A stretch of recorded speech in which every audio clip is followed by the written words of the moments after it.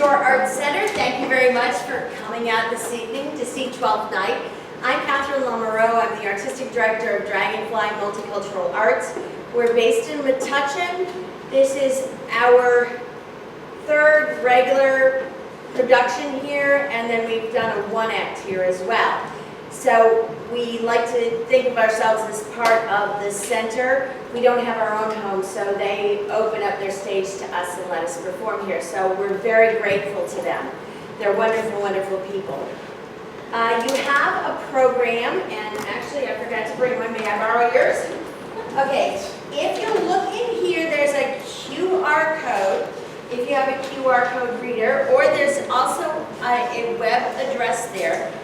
The full program is on our website. If you want to look up the bios of the actors or any additional information, we're saving paper this way, having it there. And you can also find out information about our company and our next shows that we'll be doing. Today's show runs a little over 2 hours. There's an intermission about an hour in. The bathrooms are out the door you came in, through the next door and to the right.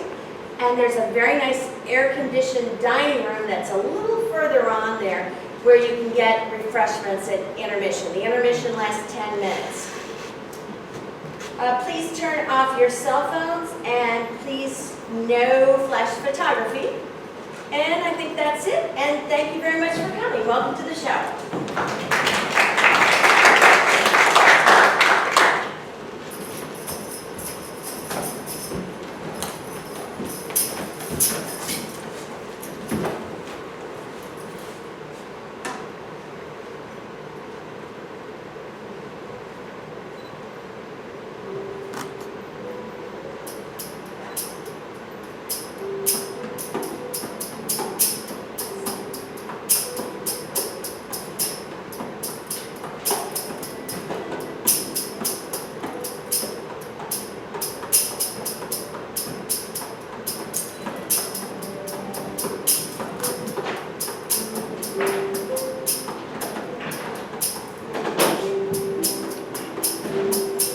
Music be the fruit of love, play on.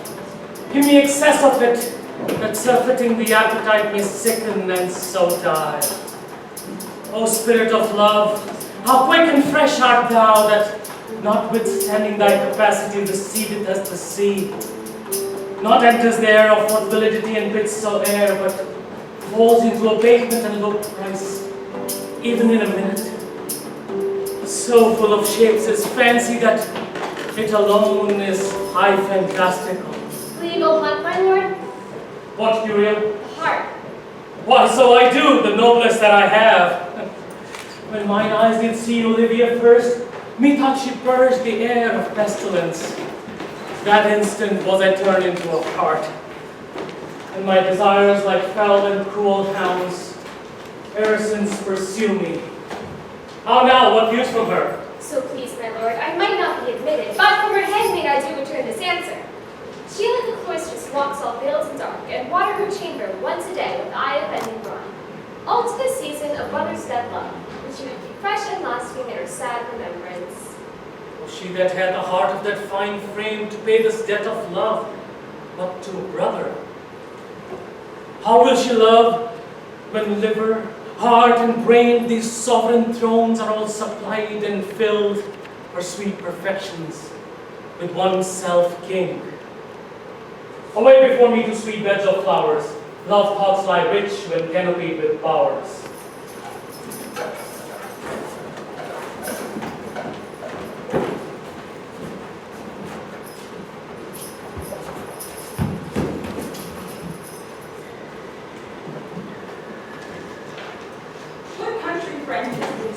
This is Illyria, lady.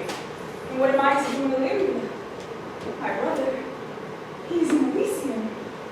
Perchance he is not drowned. What say you, Captain? It is perchance you yourself were saved. My poor brother, and so perchance maybe. True, madam.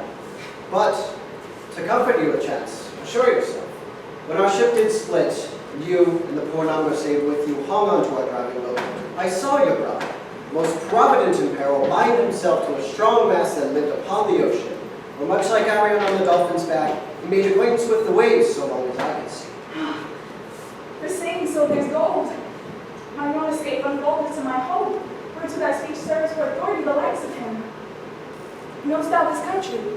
I, Madam, well, for I was born and bred not 3 hours' travel from this place. Who governs here? A noble duke in nature as a name, What is his name? Orsino. Orsino. I have heard my father name him. He was a bachelor then. Aye, and is now, or was as of late. For about a month ago I left from hence, and 'twas fresh in murmur, he sought the love of fair Olivia, What's she? a virtuous maid, the daughter of a count who died some 12 months since, and was left in the care of her brother, his son, who had also passed, for whose love they say she hath abjured the company and sight of all men. Oh, that I serve that lady, and might not be delivered to the world till I have made my own occasion known of my estate is. 'Tis hard to compass. She'll accept no sort of duke, and certainly not any sort of suit. There's a fair behavior in thee, Captain. I pray thee, and I'll pay thee bounteously. Conceal me what I am and be my aid, for such disguise as haply shall become the form of my intent. I'll serve this duke. Thou shalt present me as a eunuch to him. Be you his eunuch, and your mute I'll be. My tongue do blab, let mine eyes not see. I thank thee. Lead me on.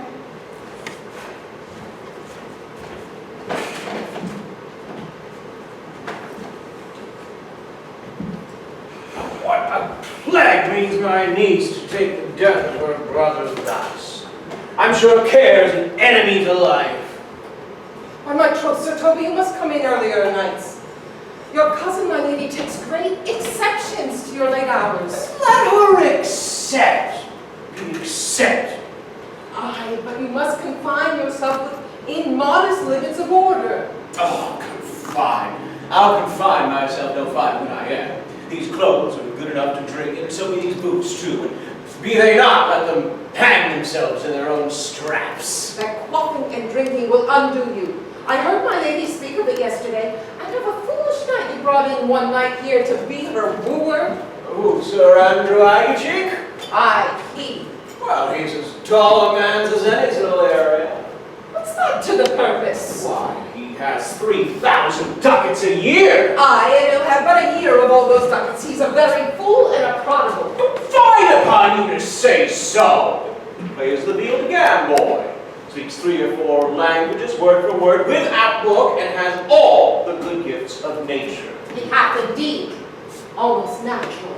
Besides that he's a fool, he's a great quarreler, and had he not the gift of a coward to allay the gust that he hath in quarreling, 'tis thought among the prudent he would quickly have the gift of a grave. Now, there are scoundrels and subtractors that say so of him. Who are they? They that add, moreover, that he is found drunk nightly in your company. Oh.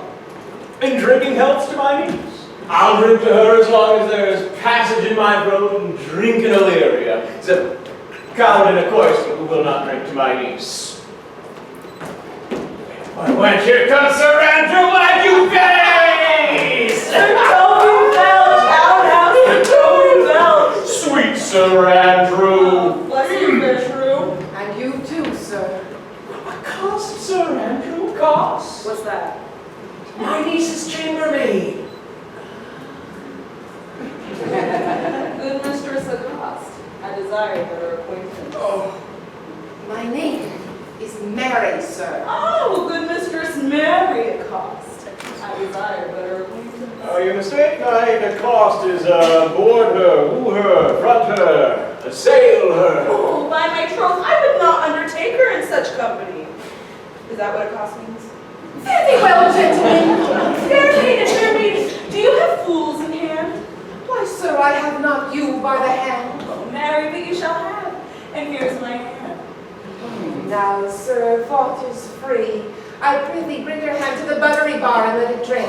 Oh, wherefore, sweetheart? What's your metaphor? It's dry, sir. Why, I think so. I am not an ass, but I can keep my hand dry. But what's your jest? A dry jest, sir. Are you full of them? Aye, I have them at my fingers' ends. Mary, now I let go your hand, I am barren. Oh, I'm right. Now canary. When did I see thee so put down? Never in your life, I think, unless you see Canary put me down. Methinks I have no more wit than a Christian or an ordinary man has. I am a great eater of beef, and I think that does more harm to my wit. No question. And I thought that I forswear it. I'll ride home tomorrow, Sir Toby. Pourquoi, dear knight? What is pourquoi? Do or not do? Oh, I would I had bestowed the time and the tongues that I did in fencing, and dancing, and bear baiting. Oh, had I but followed the arts. Faith, I'll home tomorrow, Sir Toby. Your niece will not be seen, or if she be, it's 4 to 1, she'll none of me. The count here hard by lose her. She'll none of the count. She'll not match above her degree, not in estate, years, nor wit. I've heard her swear it. Tut! There's life in it, man! Well, I'll say what longer. You know, I'm a fellow of the strangest mind in the world. I delight in masks and revels, sometimes all together. What is thy excellence in a gallop, dear knight? Oh, Faith, I can cut a caper.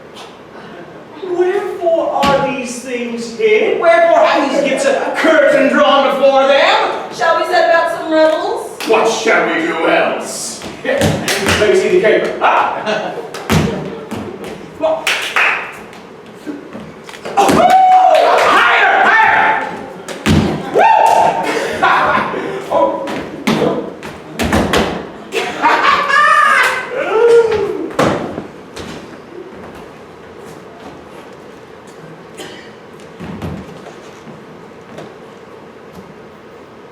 If the Duke continues his favors towards you, Cesario, we're much like to be advanced. He hath known thee with 3 days, and already you are no stranger. You either fear his humor or my negligence that you call in question the continuance of his love. Is he in constant, sir, in his favors? No, leave me. I Who think saw Cesario home? on your attendance, my lord, here. Standing a while aloof.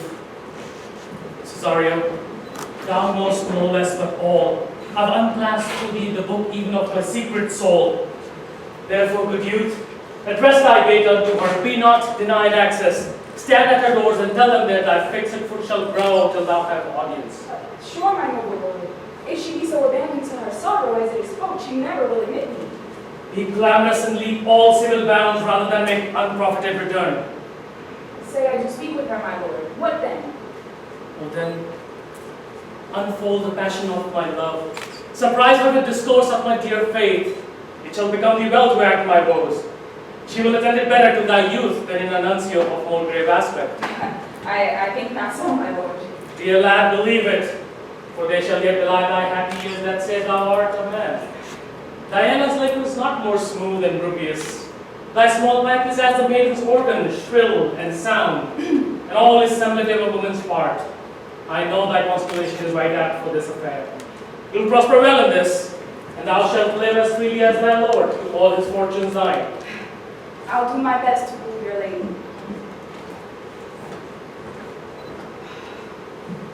Yet a bar for strife. Where I woo myself would be his wife.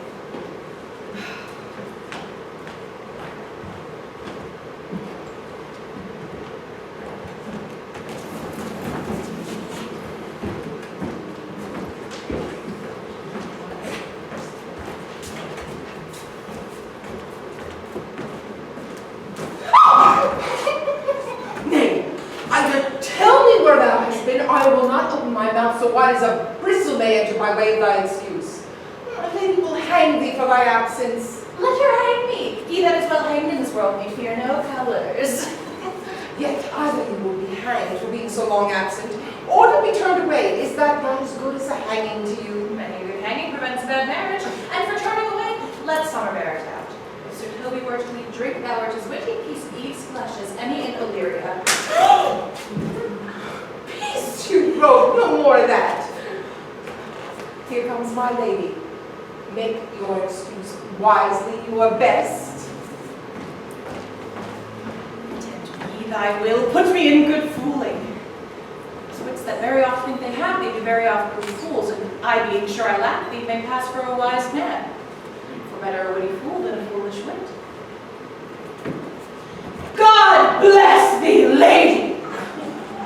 Take the fool fool away. Did you not hear her, fellow? Take the lady away. Go to.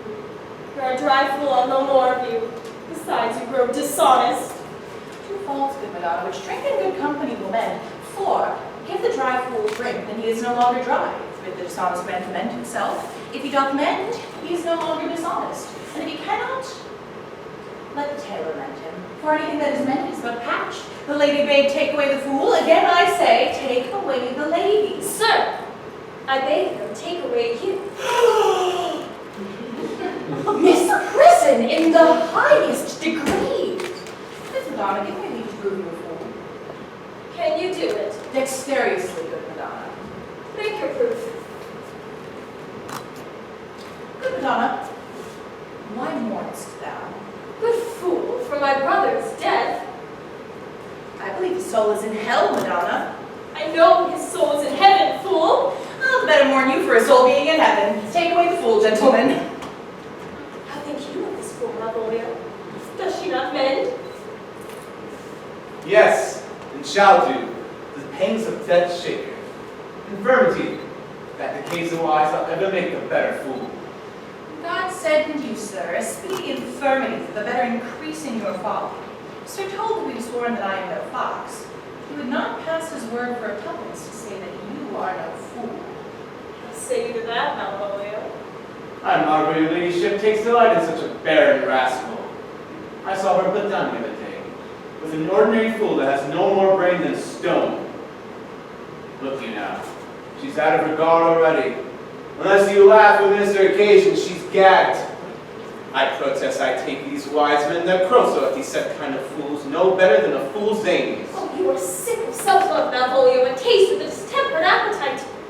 There's no slander in an allowed fool, although she do nothing but rail. O Mercury endue thee, for thou speakest well of fools. Madam, there is at the gate a young gentleman much desires to speak with you. From the Count Orsino, is it? I know not, madam, but he is a fine young man, well attended. Who is likely to hold him in delay? Sir Toby, madam, your kinsman. Fetch him off, I pray you. Fie on him. Go to Malvolio. If it be suit from the Count, I am sick or not at home, but you will to dismiss it. Now you see, sir, how your fooling grows old and people dislike it. Thou speakest as if thine own son should be a fool, whose skull Jove crammed with brains. For here he comes, one of thy kin, who hast very weak Pia Mater. By my honor, half drunk. What is he at the gate, cousin? Oh, so gentle. A gentleman. What gentleman? Some gentleman here. How about got so early by this lethargy? Lechery. I defy lechery. There's one at the gate. I married. What is he? Let him be the devil he will, I care not. Oh, give me faith, say I.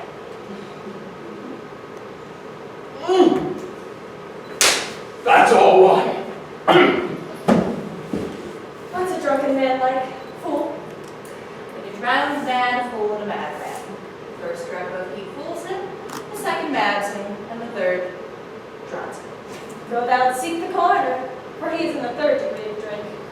He's drowned. Go look after him. He is but mad yet, Madonna, and the fool shall look to the madman.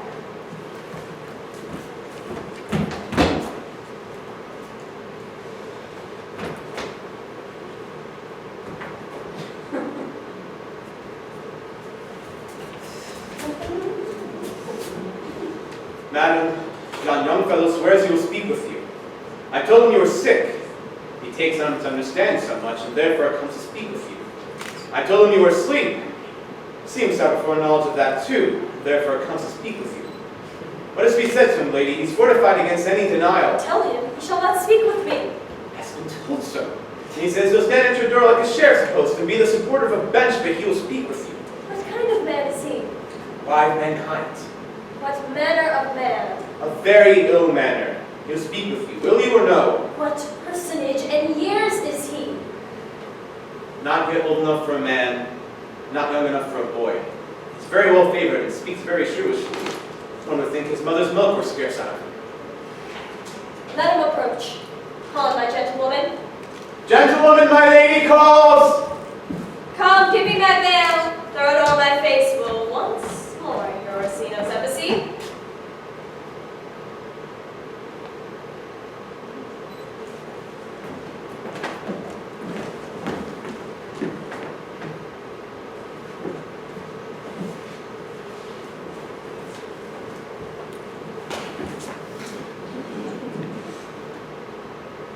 The honorable lady of the house, which is she? Speak to me, I shall answer for her. Your will? Most radiant, exquisite, and unmatchable beauty. I pray you, tell me if this be the honorable lady of the house, for I never saw her and I would loath to cast away my speech, besides that it is excellently well penned. I have taken great pains to comment. Good beauties, allow me to sustain your scorn. I am very comfortable even to the least sinister usage. Whence came you, sir? I can say little more than I have studied, and that question is out of my part. Good gentleman, give me modest assurance if you are lady of the house that I may proceed in my speech. Are you a comedian? No, my profound heart. And yet by the very fangs of malice, I swear that I am not, that I play. Are you the lady of the house? If I do not usurp myself, I am. Most certainly you are she, you do usurp yourself. For that which is yours to bestow is not yours to reserve.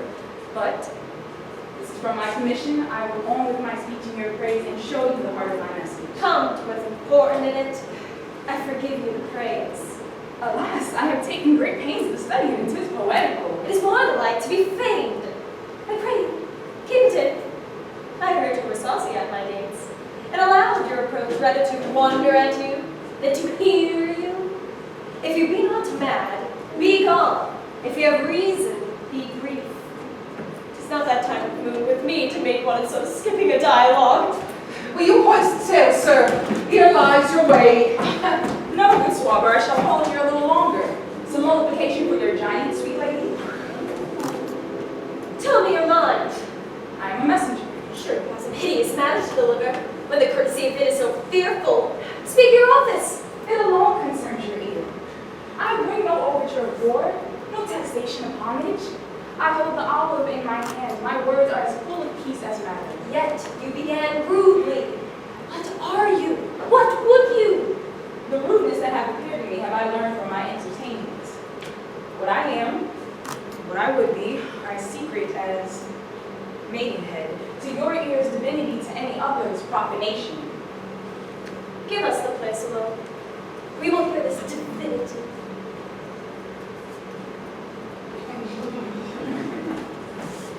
Now, sir, what is your text? Most sweet lady, A comfortable doctrine, and much may be said of it. Where lies your text?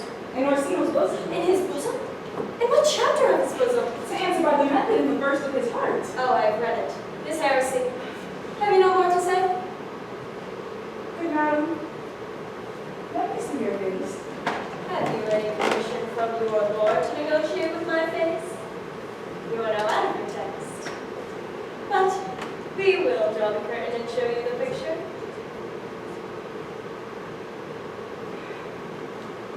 Look you, sir. Such a one I was this present. So well done. Excellently done. If God did all. 'Tis ingrained, sir, to endure wind and weather. 'Tis beauty truly blent, whose red and white nature's own sweet and cunning hand laid on.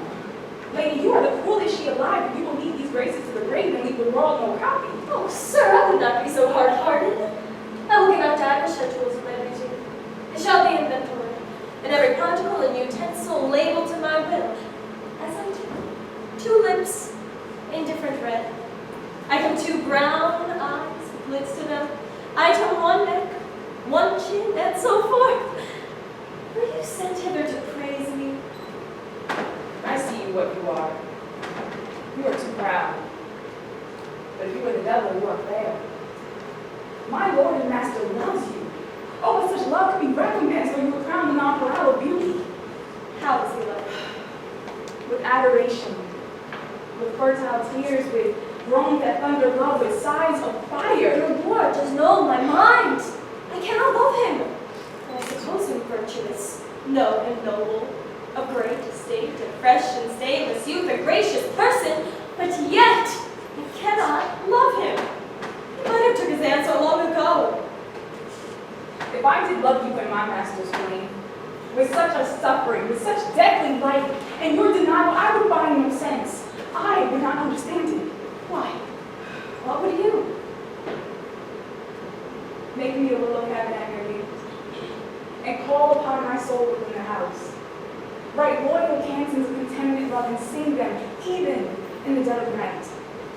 Howl your name to the reverberant hills, and make the babbling gossip of the air cry out, Olivia!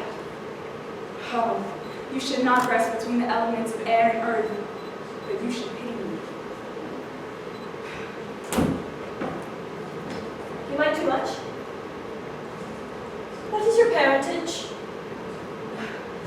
Above my fortune, yet my state as well. I am a gentleman. Get you to your lord. I cannot love him, let him sin no more. Unless, perchance, you come to me again to tell me how he takes it. Very well. I thank you for your pains. Spend this one. I am no fiend so they can keep your purse. My master, not myself, lacks recompense. Love makes his heart a flint that you shall love, and let my fervor, like my master's, be placed in content. Farewell, fair fools.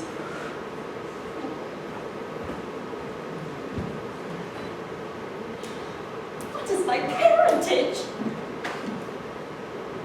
Above my fortunes, yet my state as well. I am a gentleman. I'll be sworn thou art. Thy tongue, thy face, thy limbs, action, and spirit do give thee fivefold blazon. Not so fast. Soft. Soft. Unless the master were the man. How now? Even so quickly may one catch the plague. Methinks I feel this youth's perfections with an invisible and subtle stealth to creep in at my eyes. Let it be. What ho, Malvolio? Here, madam, at your service. Run after that same peevish messenger, the Count's man. He left this ring behind him, what I will not. Desire him not to fight with his ward or hold him up with words. I'll none of it. If they will come this way tomorrow, I shall give him reasons for it. Hide me, Malvolio. Madam, I will. I do I know not what. In fear to find mine eye, too great a flatterer for my mind. Fate, show thy force. Ourselves we do not owe. What is decreed must be, and this be so.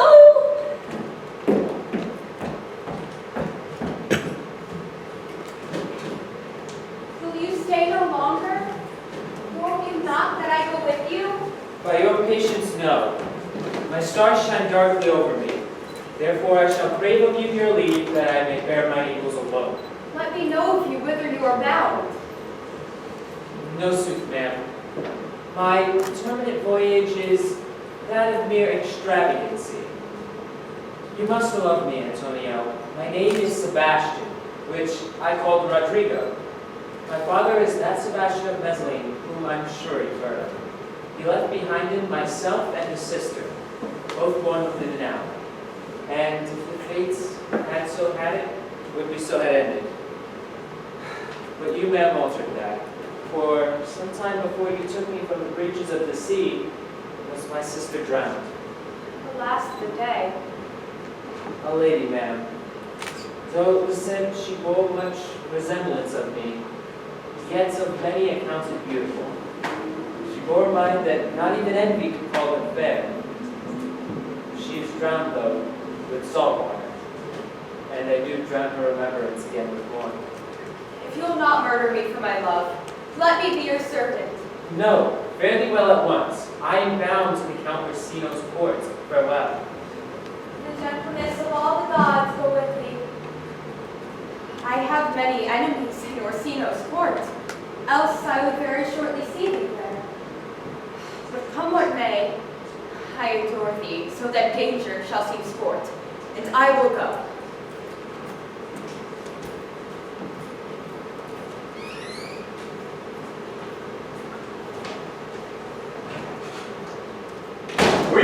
out the Countess Olivia? Even now, sir. She returns this ring to you, sir. You might have saved me my pains and have taken away yourself. She adds, moreover, that you should put your lord into a desperate assurance that she'll none of him. And one thing more, that she be never so hardy to come again in his affairs, unless it be to report your lord's taking of this. Receive it so. She took the ring of me. I want none of it. Come, sir, you be that she threw it to her. And her wills it should be so returned. The be worth stooping for, there it lies in your eye. If not, be it his that finds it.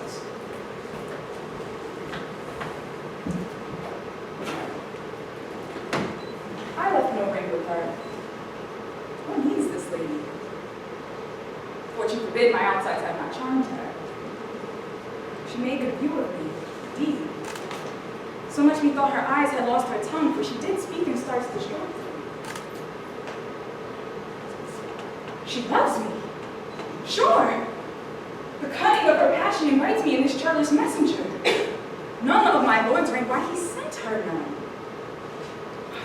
I am the man. If it be so as 'tis, oh, poor lady, she would better love a dream. How will this badge?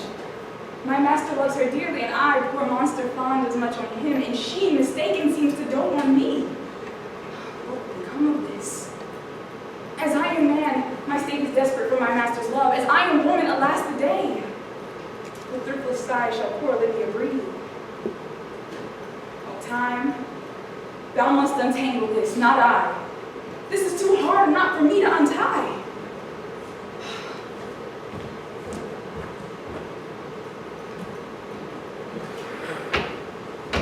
Approach, Sir Andrew. To be in bed after midnight is to be up to time. I know to be up late is to be up late. To be up after midnight and to go to bed then is early, so to go to bed after midnight is to go to bed betimes. Do not our lives consist of the four elements? Faith, so they say, but I think it consists of eating and drinking. Thou art a scholar. Let us therefore eat and drink. Run, I say! Scoop of wine! What's the fool of me? Not out my heart. Welcome, mass! Here, let's have a catch. I would rather 40 shillings I had such a leg, and so sweet a breath to sing as the fool has. In sooth, thou wast a very gracious fooling last night. There's a sixpence for you. Let's have a song, eh? Would you a love song or a song of good life? Love song! Love song! I care not for a good life. Oh, mistress mine, will you know me? Oh, stay and hear your drops coming, that can sing both high and low, that can sing both high and low. Trip no further, it is sweeting, journeys end in love's meeting. Every wise man's son doth know, every wise man's son doth know. Excellent, good, great. What is love is not innocent with half present laughter, what's to come still unsure. In delay there lies no plenty, then come kiss me, sweet mid-20. Youth's a staff will not endure, youth's a staff will not endure. A mellifluous voice, as I am true knight. Oh, well, shall we make a welcome dance, indeed? And shall we rouse the night out and cats that will draw 3 souls up from one weaver, huh? Shall we do that? Oh, and you love me, let's do it, for I'm dog catch. Dear ladies, and some dogs will catch one. Oh, well, certainly. Let our catch be very. Begin, fool, it begins to hold thy peace. I shall never begin if I hold my peace. Good, begin.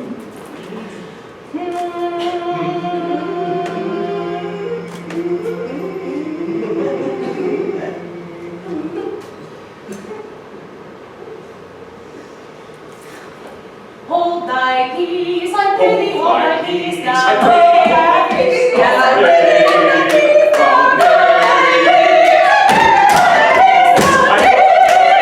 thou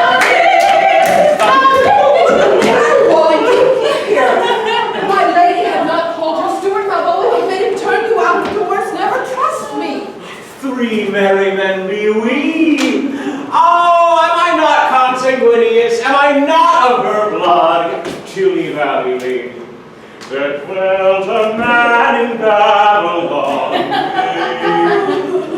Lady. For the love of God, peace. My masters, are you mad or what are you? Have you no wit? Man is no longer but to gabble like tinkers at this time of night. Ye making your house to my lady's house?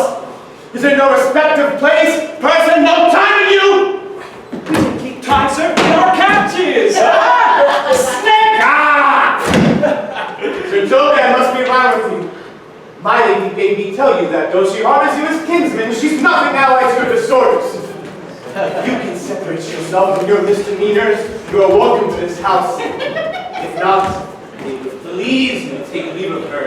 She's very willing to bid you farewell! Farewell, dear heart, since I must needs be gone. His eyes do show his days are almost done. Is even so?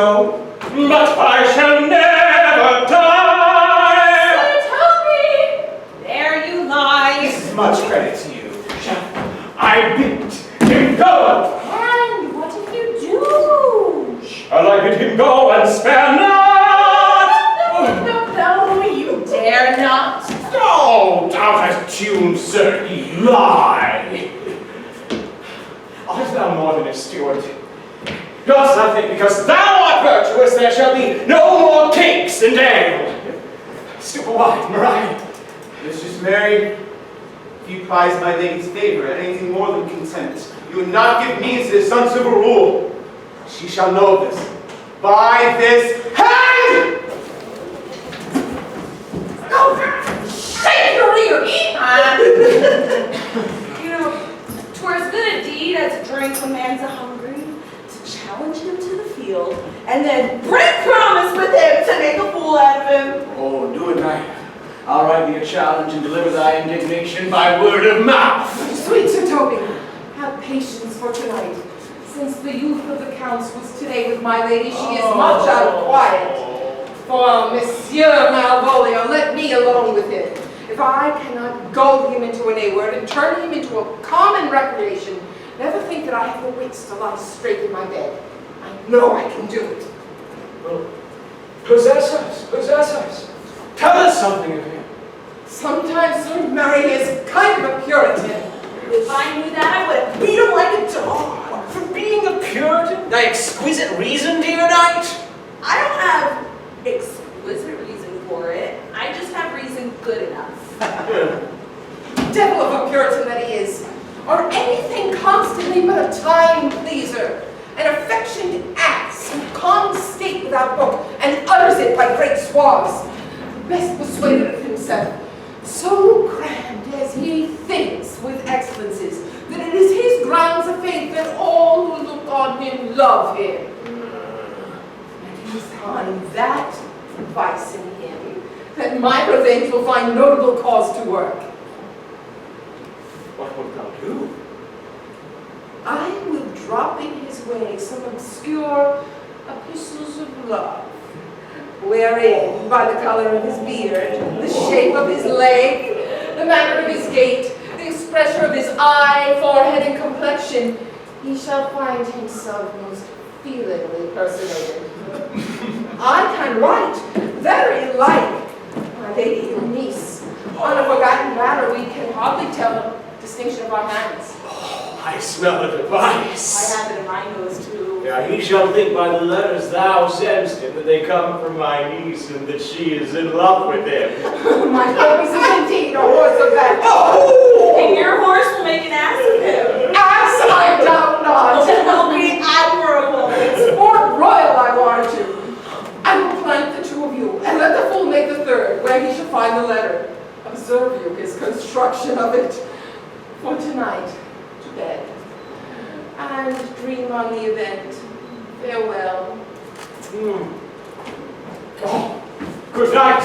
Glad to see you. For me, she's a good wench. She's a beagle, truly bred, and one who adores me. What of that? I was adored once too. Oh. Let's to bed, Knight. Thou hast need send for more money. If I cannot recover your niece, I have a foul way out. Oh, send for money, Knight. If thou hast her not in the end, call me cut. If I do not, never trust me. Take it how you will. Let's go burn some sack. It's too late to go to bed now. Come now. Good night!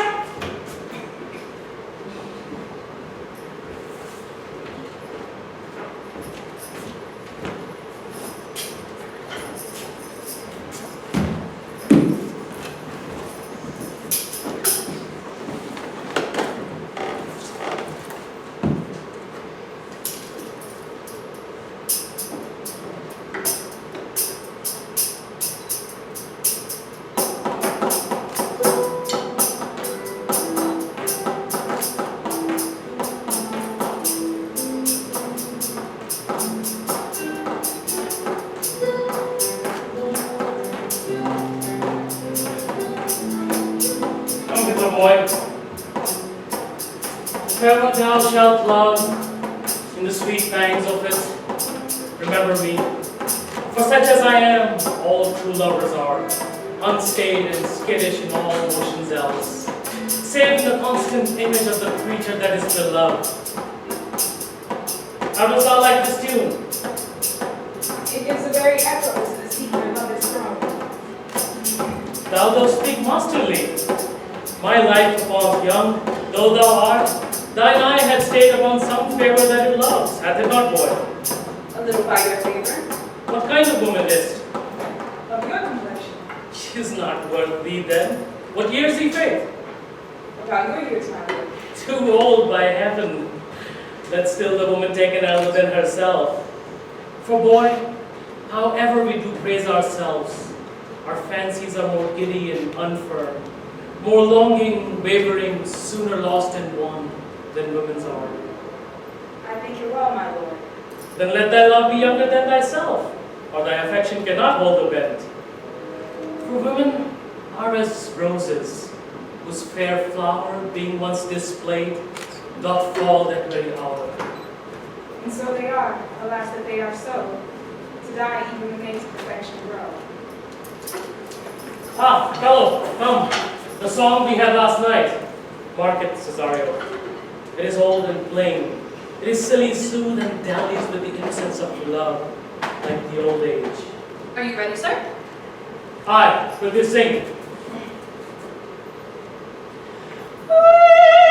Daisies pine and violets blue, and ladies' smocks all silver white, and cuckoo buds of yellow hue do paint the meadows with delight.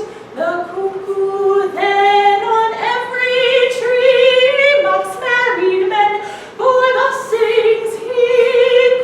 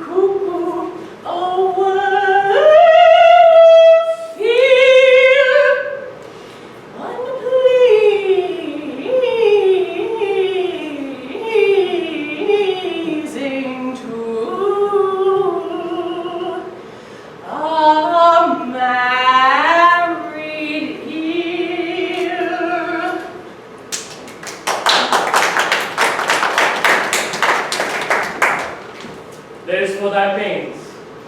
Pain, sir, I take pleasure in singing, sir. I'll pay thy pleasure then. May the melancholy god protect thee, and may thy tailor make thy doublet of changeable taffeta, for thy mind is very opal. Farewell. Let all the rest give place. Once more, Cesario, get thee to yon same sovereign cruelty.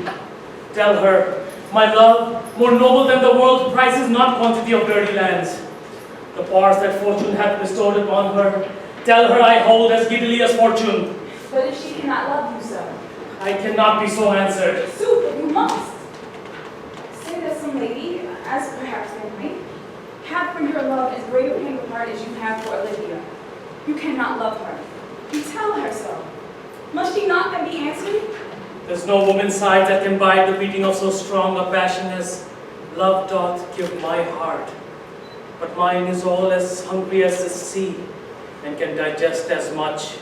Make no compare between the love a woman can bear me, and that I owe Olivia. Aye, but I know What dost thou know? too well what love women to men may owe. In faith, they are as true of heart as we. My father had a daughter. Loved a man, as perhaps might be, were I a woman, I would your lordship. And what's her history? A blank, my lord. She never told her love, but let concealment like a worm in the bud feed on her damaged cheek. She pined in thought. She sat like patience on a monument smiling at grief. Was not this love indeed? We men may say more, swear more, but indeed our shows are more in will. For still we prove much in our vows and little in our love. But died thy sister offered love, my boy? I am all the daughters of my father's house, and all the brothers too, and yet I know not. Sir, shall I to this lady? Aye, that's the theme. To her in haste. Give her this jewel, and say, my love can give no place, bide nor deny.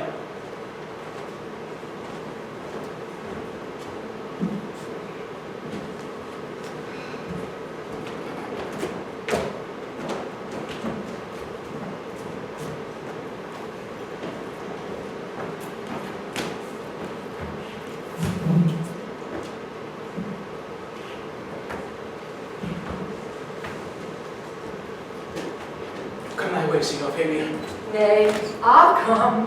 If I lose a scruple of this sport, let me be boiled to death with melancholy. Oh, wouldst thou not be glad to see the miserly, rascally sheep-biter come by some notable shame? I would exult, man. You know, he brought me out of favor with my lady about a bear baiting here. Well, to fool him we will have the bear again, and we shall fool him black and blue, shall we not, Sir Andrew? And we do not take pity of our lives. Oh, here comes the little villain now. Pound down my metal of India. Get ye all three into the box tree. Malvolio's coming down this walk.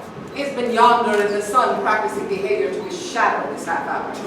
Oh, observe him for love of mockery, for I know this letter will turn him into a contemplative idiot.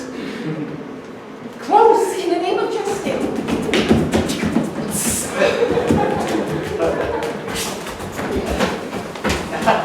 Lie thou there, for here comes the trout. Must be caught with tickling.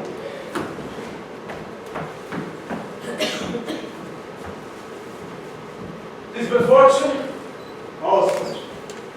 Ryan once told me she did affect me, and I've heard herself come thus near that, should she favor, should be one of my complexion. Besides, she uses me with more exalted respect than anyone else that follows her. What should I think of it? Oh, you an overweening rogue. Oh, peace contemplation makes a rare turkey cock of him. How he jets on his advanced blooms. So beat the rogue. Speaks. To be Count Malvolio. Pistol hand, pistol hand, sexy. There's example for it. The lady of the street, she married the yeoman of the wardrobe. Fire on him, turn it out. Oh, peace, now he's deeply in. Look how imagination blows him. Having been 3 months married to her, sitting in my estates.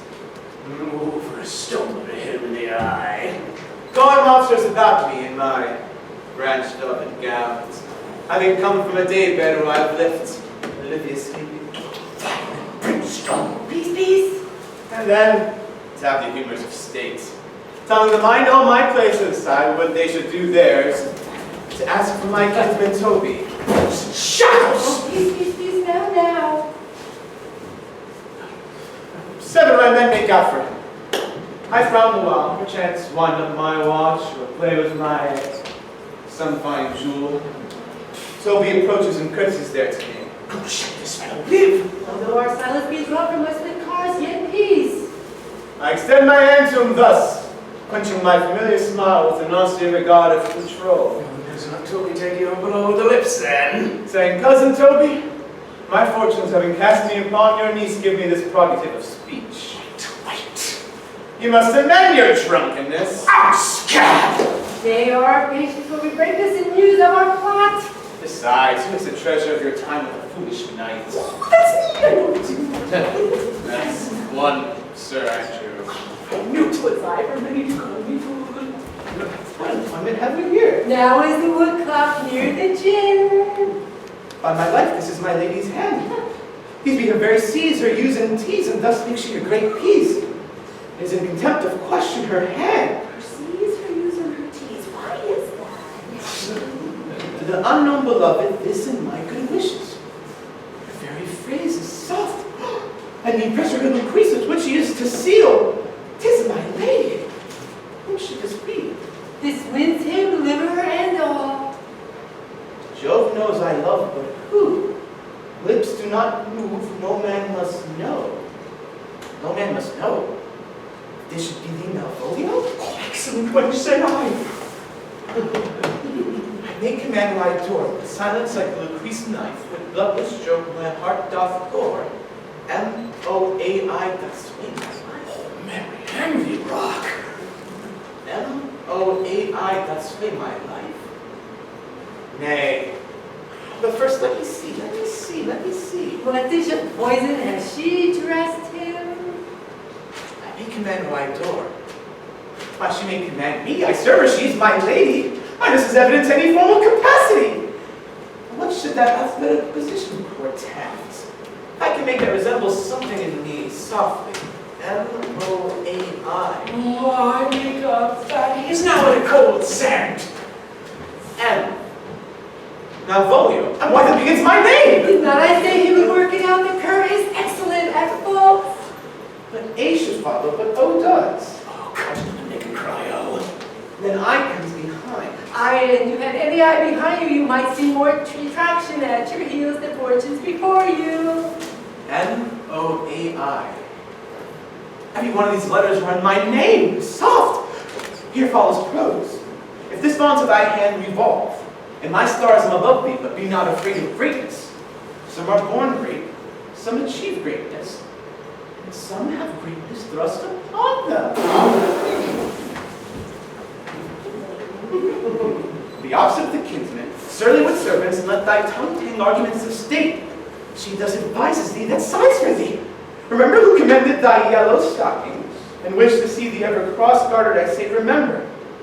Go to, thou art made if thou desirest to be so. If not, let me see thee a steward still, the fellow of servants, and not worthy to touch fortune's fingers.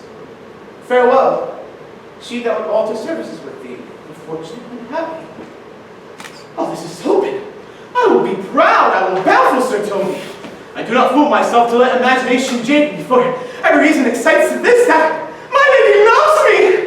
She did praise my yellow stockings, she did praise me being cross-gartered, and in this she manifests herself to my love. Oh, I thank my stars I am happy. I will be strange, stouts, and yellow stockings, and cross-gartered. Oh, will Jove and my stars be praised. Oh, there's a postscript. Thou canst not choose but know who I am. If thou obtainest my love, let it appear in thy smiles. Thy smiles become thee well. Herefore my presence still smile.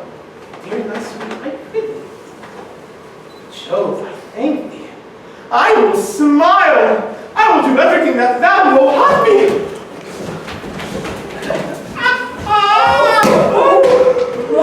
I will not give my part of this for a pension of thousands.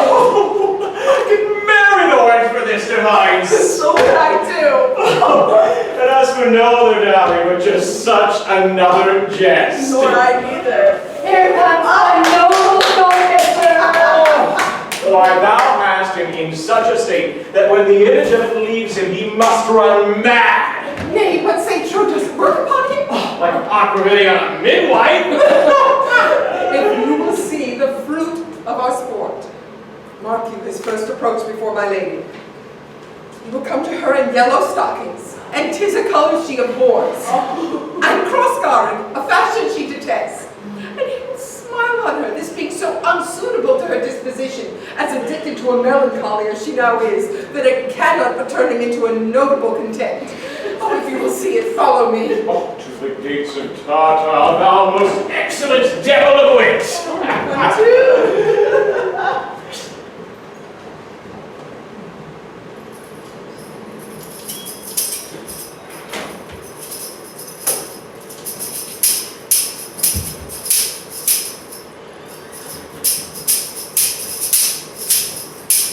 Art not thou the Lady Olivia's fool? No, sir, the Lady Olivia has no folly. She will keep no fool, sir, till she be married. And as fools are the husbands, as pilchards are the herrings, the husband's the bigger. I am therefore not her fool servant, a corrupter of words. I saw the late at the Count Orsino's. Foolery just walk about the orb like the sun. It shines everywhere. Oh, it's expenses for thee. Now Joe, with his next commodity of hair, grants thee a beard. By my troth, I tell thee, I am almost sick for one, though I would not have her on my chin. Is that lady within? My lady is within, sir. I must construe to them whence you came, who you are, and what you would, or how my will be.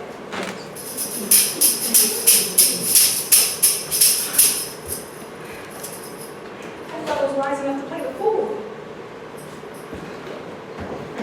Say you, gentlemen. And you, sir? Do vous want to? Et vous aussi voudrez se vêtir? I hope, sir, you are. And I am yours. Will you encounter the house? My niece's desires you should enter should your trade me to her. I am bound to your niece, sir. I mean, she is the list of my voyage. Place to like, sir, with the demotion. My legs do better understand me, sir, than I understand what you mean by bidding me to taste my legs. I mean to go, sir? To enter? I will answer you with gate and entrance. What we are prevented. Most excellent, accomplished lady, the heavens rain odors on you. Ooh, you look so rare, would you? Rain odors. My matter, lady, have no voice but to your most pregnant and vouchsafed ear. Elders, pregnant, vouchsafed. I'll have them all for you, rather. Give us the place alone. Leave me to my hearing.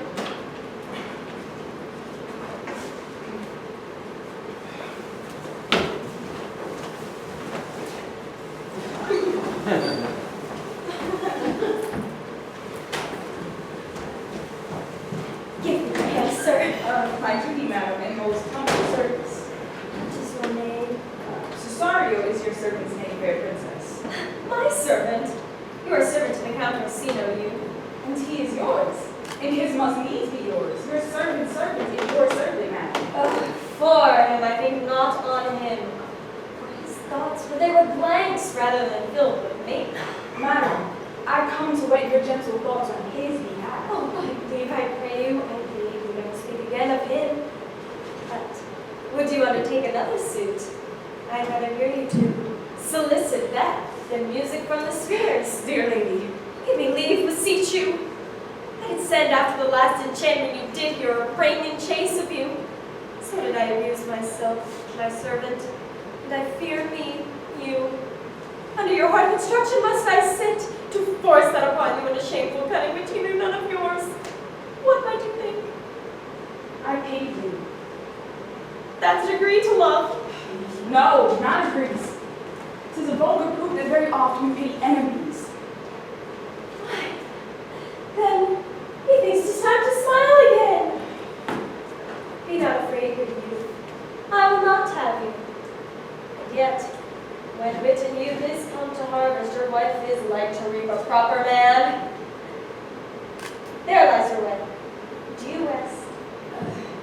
Westward ho, grace and good disposition tend your ladyship. You'll nothing, madam, to my lord by me. Stay, I prithee, tell me what thou thinkest of me. That you do think you are not what you are. If I think so, I think the same of you. Then you are right, I am not what I am. I would do as I would have you be. Would it be better, madam, if I was? I wish it might, but now I am your fool. A great deal of scorn looks beautiful in the contempt and anger of his lip. Cesario, by the roses of the spring, by maid, honor, truth, and everything, I love thee so that, maugre all thy pride, nor wit, nor reason, and my passion hide. Love sought is good, given unsought is better. Oh, by my innocence, I swear, and by my youth, I have one heart, one bosom, and one truth, and no woman has, or never none shall be mistress of it save I alone. And so, madam, adieu. Nevermore will I my master's tears to you deplore. Will come again, for thou perhaps mayst move that heart which now abhors to like his love. No, faith, I'll not stay a jot longer. Thy reason, dear madam, give thy reason. You must need yield your reason, Sir Andrew. Mary, I saw your knees to more favors for the Count's serving than she ever bestowed upon me. I saw it in the orchard. Did she see thee the while, boy? Tell me that. As plain as I see you now. This was a great argument of love in her towards you. Most likely make an ass of me. I will prove it legitimate, sir, upon the oaths of judgment and reason. She did show favor to the youth in your sight, only to exasperate you, to awake your dormouse valor, with fire in your heart and brimstone in your liver.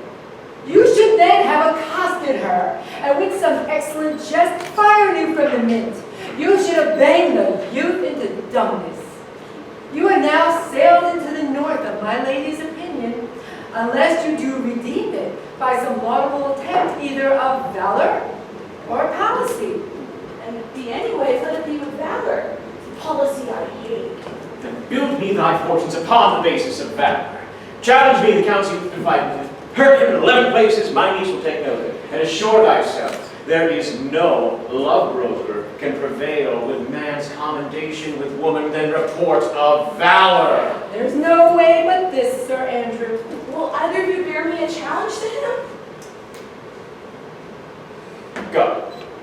Write it in a martial hand. Be cursed and brief. It is no matter how witty, so it be eloquent, full of invention. If thou vowest him thrice, it shall not go amiss. And as many lies as will lie in thy sheet of paper, set them down. Now go down! Wait. Where shall I find you? We'll call thee at the Cupid Club. This is a dear mannequin to you, Sir Toby. I've been dear to him, lad, some 2,000 strong or so. We shall have a rare letter from him, but you'll not deliver it. Oh, never trust me then.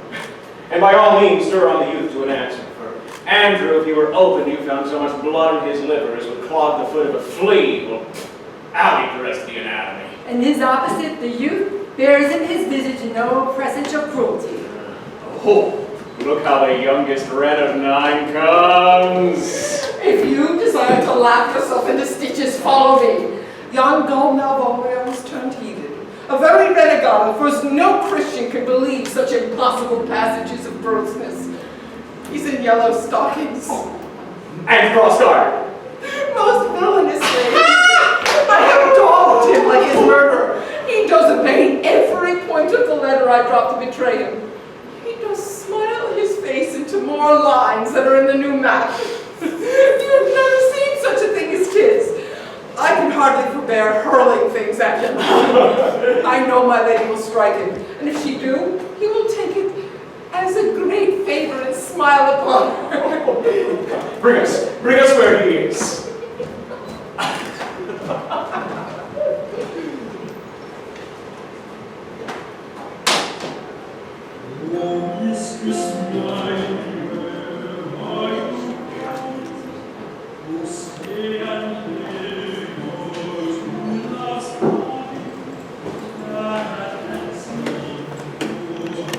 have troubled you, but since you take pleasure in your pains, I will no further chide you. I could not stay behind you. My desire, more sharp than filed steel, did spur me forth. Jealousy, what might foil your travel, being skilless in these parts, which to a stranger, unguided and unfriended, often prove rough and unhospitable. My willing love set forth in pursuit. Antonio, all I can say is thanks, thanks, and ever thanks. But what's to do? Shall we go see the relics of this town? Tomorrow, sir, best first go seek your lodging. I'm not weary and just on tonight. I pray you, let us satisfy our eyes with the memorials and things of fame that do renown this city. Would you pardon me? I do not without danger walk these streets. Once in a sea fight against the Count, his galleys, I did some service of such note indeed that were I taken here would scarcely answer. I feel like you slew a great number of his people. The offense was not of such a bloody nature.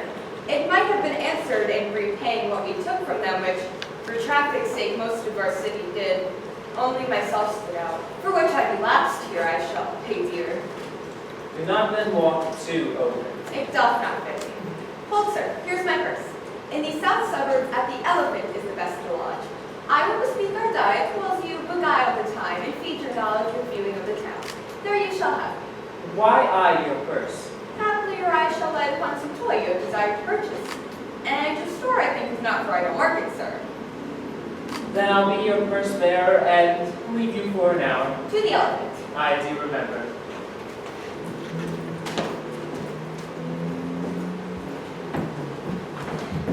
I've sent after him. He says he'll come.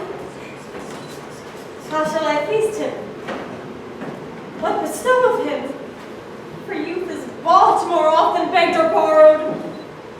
Where's Malvolio? He is sad and civil and suits well for a servant of my fortunes. Where's Malvolio? He is coming, madam, but in very strange manner. Oh, he's sure possessed, madam. Hey, what's the matter? Does he rave? No, he does nothing but smile. Oh, your ladyship were best to have some guard about you if he come. For sure the man is tainted in his wits. Call him hither. I am as mad as he, if sad and merry madness he will be.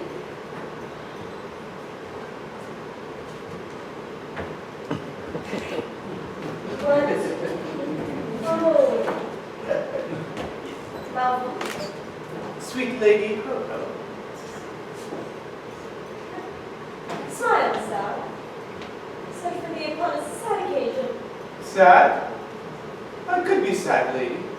This does make some obstruction of the blood, this cross garter. But what of that? If it please the eye of one, it is with me as the very true sonnet is. Please one, and please all. Why, how dost thou, man?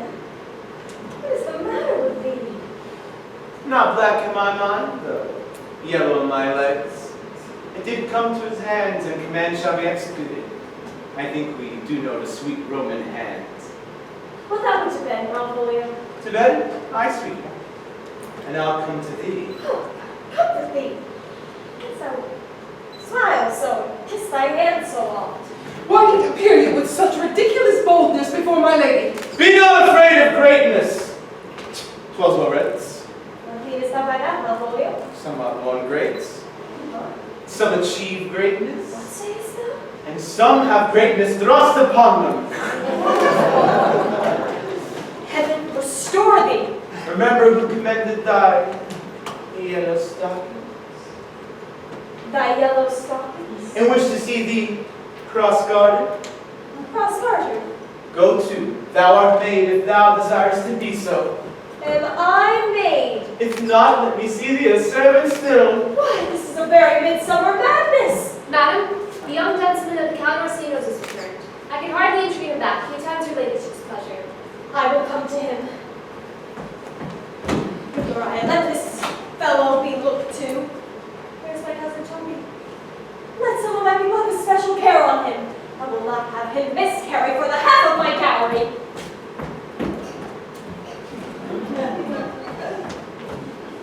Oh, no worse man than Sutobi to look to me. This concurs directly with the letter. She sends him on purpose that I may appear stubborn to him before she incites me to that in the letter. Says she, be opposite with the kinsman, surly with servants, and consequently sets down the matter how as a sad face, a reverend tongue, a slow carriage, and in the habit of some serve note and so forth, and when she went away now, let this fellow be looked to. Fellow! Not Malvolio, no, after my degree, but fellow. When everything adheres together, that no dram of scruple, no scruple of a scruple, no obstacle, no unsafe or incredulous circumstance. What can be said? Nothing that can come between me and the full prospects of my hopes.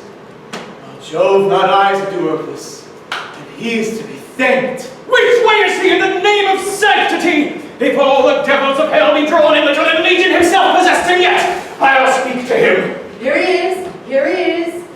How is it with you, sir? How is it with you, man? Go off! I discard thee, let me enjoy my private. Go off! Lo, how hollowly the fiend speaks within him. Oh, did I not tell you? Oh, good Sir Toby, my lady prays you have a care of him. Aha, does she so? Go to. Peace, peace, we must deal gently with him. Let me alone. How do you, Malvolio? How is it with you? By the devil! Consider he's an enemy to mankind! You know what you say! Sir, do speak ill of the devil. See how he takes it at heart. Oh, pray God, he be not bewitched. How now, mistress? Oh, Lord! Behold my peace, this is not the way. Let me alone with him. No way but gentleness. Gently, gently, the fiend is rough and will not be roughly used. I'll no stop, Chuck. Sir? I bid come with me, man. What, man? 'Tis not for gravity to play at cherry with Satan. Oh, get him to say his prayers, good Sir Toby. Get him to pray. My prayers, Minx! See, he cannot hear anything of godliness. Go hang yourselves all! You are idle, shallow things. I am not of your element. You shall know more hereafter.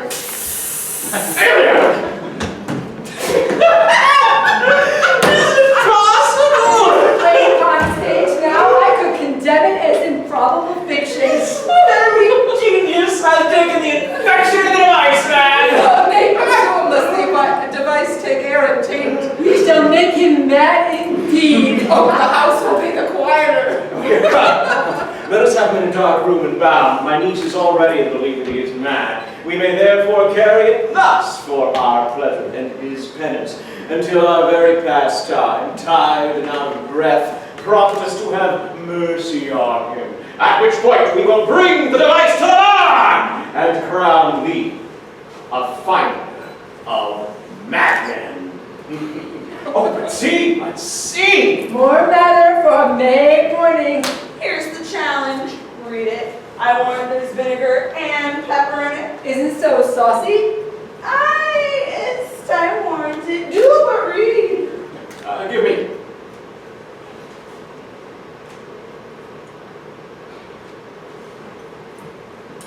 Youth!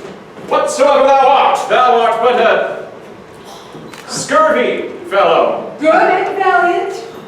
Thou comest to the Lady Olivia, and in my sight she uses thee kindly.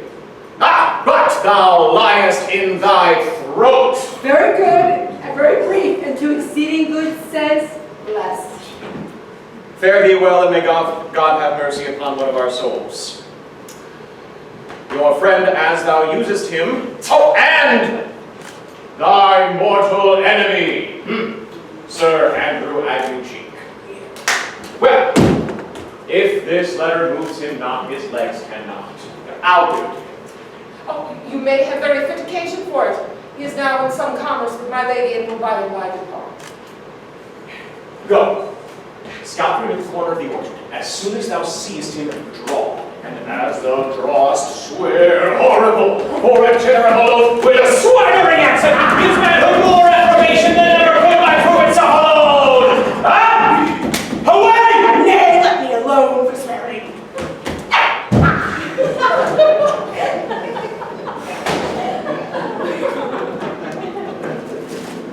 Now, I will not deliver this letter. For the behavior of the youth Cesario gives him out to be a gentleman of good capacity and breeding. This letter, being so exceedingly ignorant, will breed no terror in the youth. No, I will deliver his challenge by word of mouth. This will so frighten them both that they will kill one another by the look like cockatrices. Here he comes with your niece. Give them way till he take leave, and presently after him. I will meditate upon some horrid message to deliver as a challenge. I have said too much into a hard stone and left mine honor to unchary on it. With the same behavior your passion bears goes on my master's grief. Where is Jewel? 'Tis my picture. Refuse it not, I have no tongue to vex you. And I beseech you, come again tomorrow. What shall you ask of me that I'll deny? Nothing but this. Your true love for my master. How will I give him that which I have given to you? I will acquit you. So, come again tomorrow. Fare thee well. Fiend like thee may bear my soul to hell.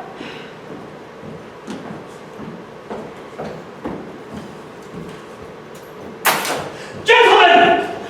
God save thee! And you, sir? That defense thou hast forbid me to it. Of what nature the wrongs are thou hast done him, I know not. But thine interceptor, bloody as the hunter, attends thee at the orchard end. Therefore dismount thy tuck, be armed thy preparation, for thy assailant is quick, skillful, and deadly. You mistake, sir. No man hath any quarrel to me. My remembrance is very clear and free of any image of offense done to any man. Oh, you'll find it otherwise, I assure you. Therefore, betake you to your guard, if you hold your life at any price, for your opposite hath in him what youth, strength, skill, and wrath can furnish man with all. I pray you, sir. What is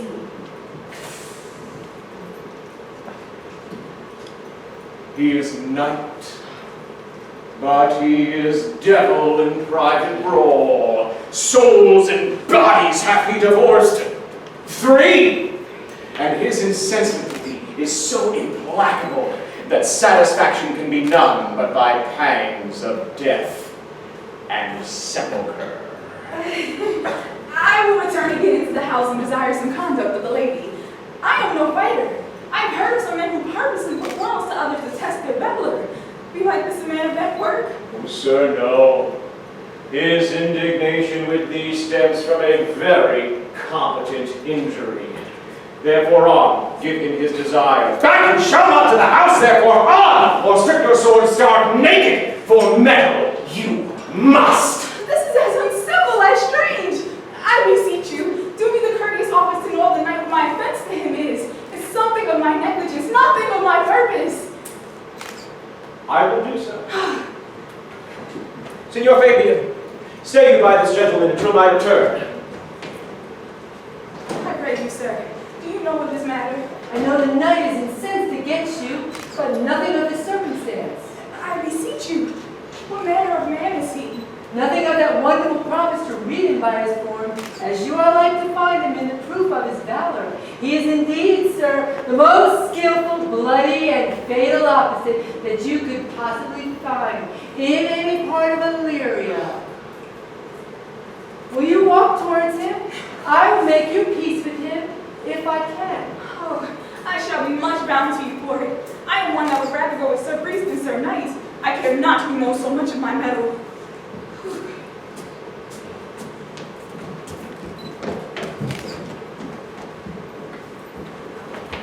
Why, man, he is a very devil.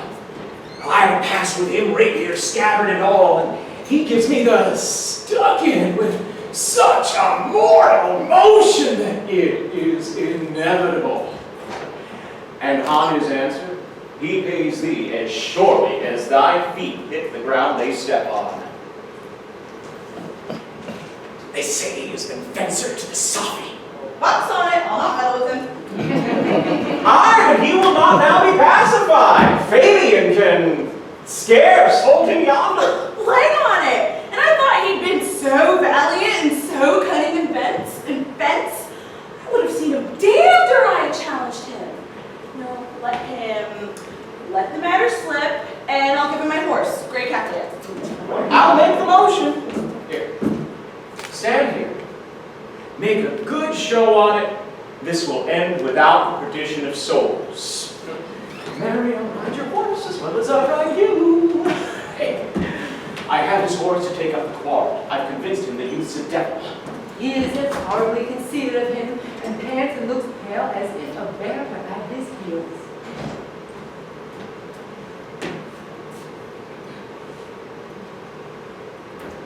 There's no remedy.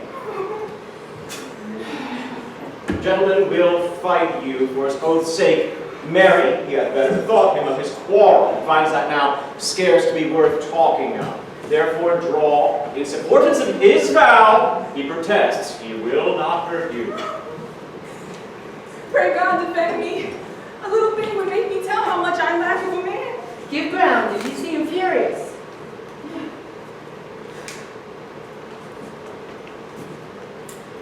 There's no remedy.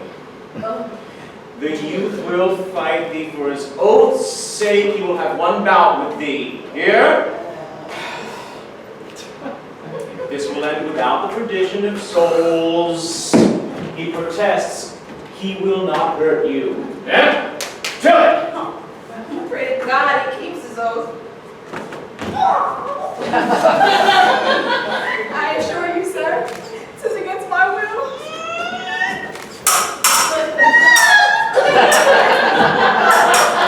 Put up your sword! If this young gentleman have done offense, I think it's called on me. You offend him, I for him defy you.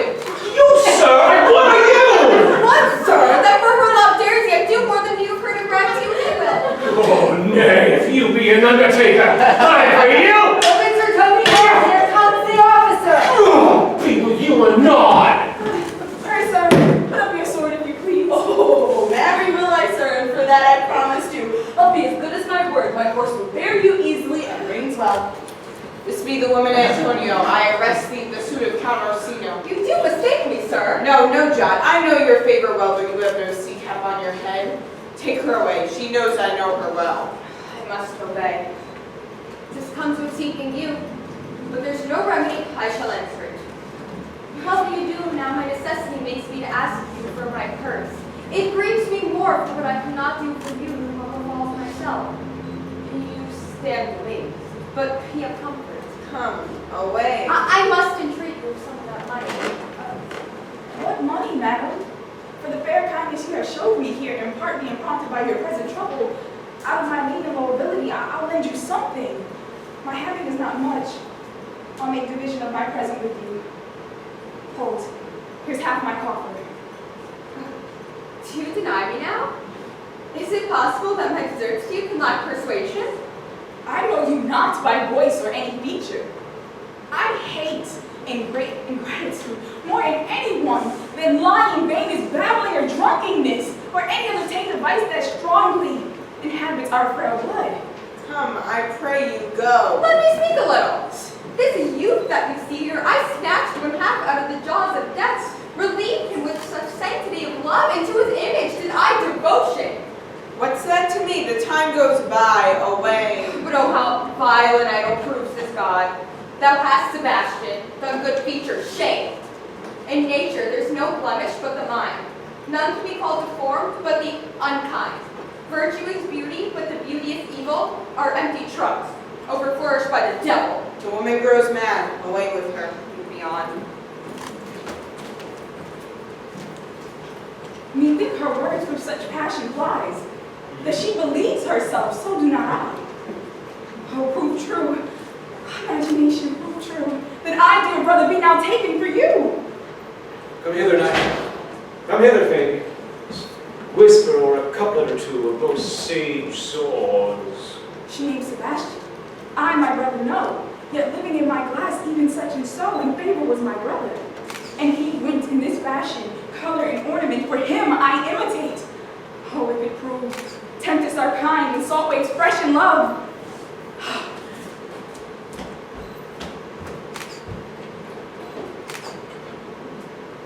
Very dishonest and paltry boy. More a coward than a hare. His dishonesty appears in forsaking his friend here and abandoning him. His cowardice, well, ask Fabian. A coward, a most devout coward, really religious in it. I'll after him again and beat him. Do it. Cuff him soundly, but never draw thy sword. Oh, and I do not. Come, let's see the event. Oh, I dare lay any money to be nothing yet. Will you make me believe that I am not sent for you? Go to, thou art a foolish fellow. Let me be clear of thee. Well, Eldauda Faith. No, I do not know you, nor am I not sent to you by my lady to bid you come speak with her. Nor is your name not Master Cesario, nor is this my nose neither. Nothing that is so is so. I prithee, vent thy folly somewhere else. Thou knowest not me. Vent thy folly. He has heard the words of some great man, and now applies it to a fool. Vent thy folly. I prithee, unbrid thy strangeness, and tell me what I shall vent to my lady. Shall I vent to her that thou art coming? I prithee, foolish Greek, depart from me. Here, there's money for thee. If you tarry any longer, I shall give you worse payment.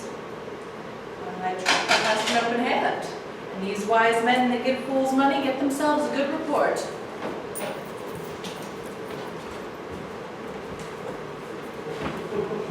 How now, sir? Have we met again? There's for you! Why, and there's for thee, and there are other people. Hold, sir! I'll throw you a dagger over the house! This I will tell my lady straight. I would not be in some of your coats for tuppence. Hold! Oh, nay, let him alone. I'll have another way to work with him. I'll have an action of battery against him. If there be any law in Illyria. Though I struck him first. Yet it's no matter for that. Let go thy hands! Sir, I will not let you go. Come, young soldier. Put up your eye. You have flesh? Come on! I will be free of thee. What wouldst thou now? If thou darest tempt me further, draw thy sword. Nay, then I must have an answer to this malbred blood from you! Hold to me! On my life, I charge thee hold. Will it be ever thus? Ungracious wretch, fit for the mountains and the barbarous caves where manners ne'er were preached. Out of my sight! Be not offended, dear Cesario. Wouldst thee be gone?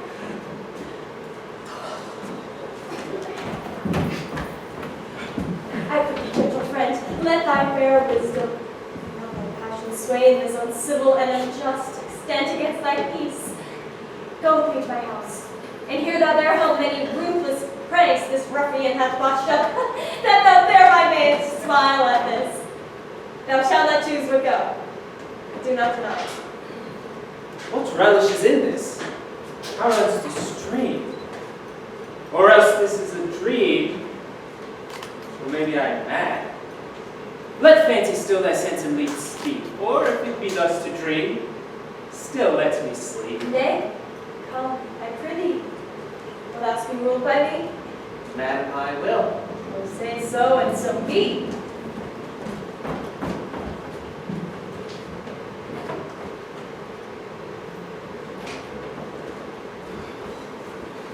Nay, I prithee, put on this gown, and this beard, and make him believe thou art Sir Topus the curate. Do it quickly, I'll call Sir Toby the whilst. Well, I'll put it on and I'll dissemble myself in. Though I would I were the first to ever dissemble in such a gown.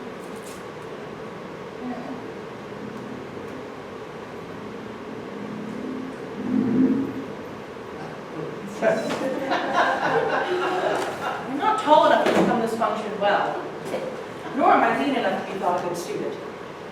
But as to say an honest man and a good housekeeper goes as far as to say a careful man and a great scholar. The competitors enter. Joe, bless thee, Master Parson! Who knows the ace, Sir Toby? Oh. For as the old hermit of Prague that never saw pen and ink once wittily said to the niece of King Gorbaduc, that is. So, I being Master Parson am Master Parson. But what does that with that? And it is what it is. Oh, to him, Sir Thomas. What? Oh, I say, peace in this prison! Oh, the knave countenance well, a good knave! Who goes there? Oh, Sir Thomas the curate, who comes to visit Malvolio the lunatic. Sir Thomas! Sir Thomas! Good Sir Thomas, go to my lady! Out, hyperbolic fiend! How vexest thou this man? Speakest thou nothing but of ladies? well said, Master Parson! Sir Thomas, never was man thus wronged. Good Sir Thomas, do not think I am mad. They laid me here in hideous darkness. Fie, thou dishonest Satan! I call thee by my most modest terms, for I am one of the gentle few that will use the devil himself with courtesy. Sayest thou that house is dark?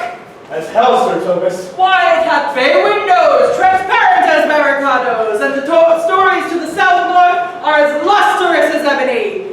And yet complainest thou of obstruction? I'm not mad, Sir Thomas. I tell you, this house is dark. Madman, thou errest! I say there is no darkness but ignorance, in which thou art more confused than the Egyptians in their fog. And I say this house is as dark as ignorance, though ignorance was dark as hell. And I say it was never man thus abused. I'm no more mad than you are. Fare thee well. Remain thou still in darkness. Fare thee well. Sir Thomas! Sir Thomas! My most excellent Sir Thomas! Nay, I am all for hours. I might have done this without the gown and the beard. He sees thee not. Go to him in thine own voice. Give me word of how thou findest him. I would we were well rid of this knavery, for I am now so far in offense of my niece that I can no longer pursue this sport to the upshot.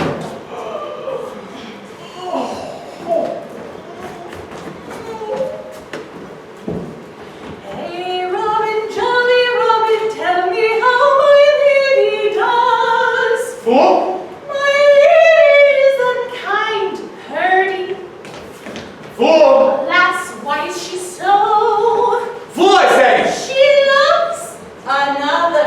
Who calls, huh? Good fool. If thou wilt deserve all at my hand, help me to a candle and pen, ink, and paper. As I'm a gentleman, I will live to be thankful to thee for it. Master Malvolio. I fool? Bless sir, how fell you besides your 5 wits? Fool never was man so notoriously abused. I'm as well my wits fool as thou art. But as well, then you are mad indeed if you be no better in your wits than a fool. And if your poverty be kept me in the dark, send ministers to me, asses, and do all they can to face me out of my wits. Advise what you say. The minister is here. Malvolio! Thy wits the heavens restore! Endeavor thyself to sleep, and leave thy vain bibble babble. Sir Thomas! Maintain no words with him, good fellow! Oh, sir, I, sir? Not I, sir. God be with you, good Sir Thomas. Marry, sir, amen. I will, sir, I will. Fool! Fool! Fool, I say! Yes, sir. What say you? I am scolded for speaking to you. Good fool, help me to some light and paper. I tell thee, I'm as well my wits as any man in Illyria. Well, a day, that you were, sir. By this hand I am. Good fool. Some ink, paper, and light, and convey what I'll set down to my lady. shall advantage thee more than ever the letter could be. I will help you to it. But tell me true, are you not mad or do you but counterfeit? Believe me, I'm not. I tell thee true. May I'll never leave a madman till I see his brains. I will help you to light and ink and paper. Oh, fool. I requited in the highest degree. I prithee be gone.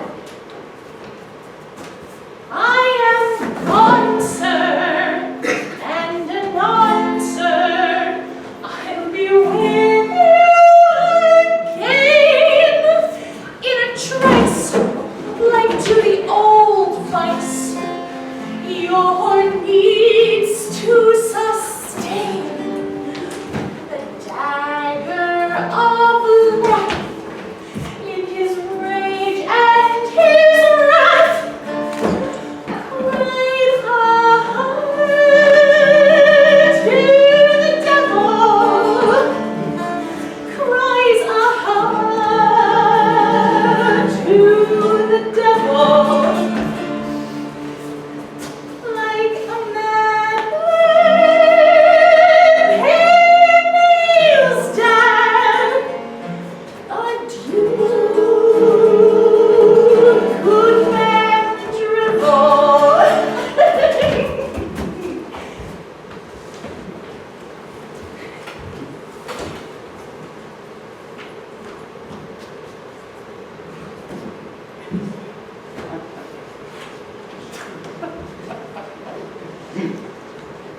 This is the air.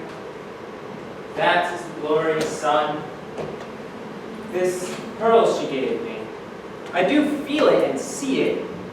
And don't just wonder that enwraps me thus. It is not madness. But where's Antonio then? I could not find her at the Elephant, yet there she was, and there she left the credit. Our counsel now may do me golden service that this may be some error, but no madness. And yet, doth this flood of good fortune do exceed all instance of discourse that I am ready to distrust mine eyes? Or else the lady's mad. And yet if 'twere so, she could not sway her house or command her followers with such a smooth, discreet, and stable bearing as I perceive she does. There's something in it that is deceivable, but here comes the lady. Lay not this haste of mine. Now, if you mean well, go with me and with this holy man into the chantry by. There, before him, plight to me the full assurance of thy faith, that my too jealous and most doubtful soul may live at peace. What do you say? I will follow this man and go with you, and having sworn truth, ever will be true. Then lead the way, good Father, and the heavens so shine that they may fairly note this act of mine.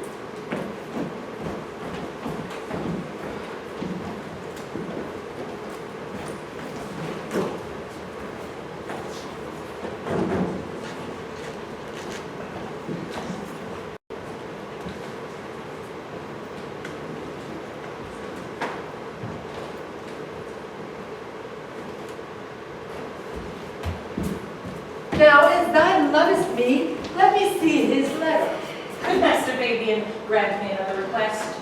Anything. Not desire to see this letter. Belonging to the Lady Olivia, friends? Aye, sir, we are some of her trappings. I know thee well. How dost thou, my good fellow? Truly, sir, the better for my foes, the worse for my friends. Just the contrary, the better for thy friends. No, sir, the worse. How can that be? Marry, sir, they praise me and make an ass of me.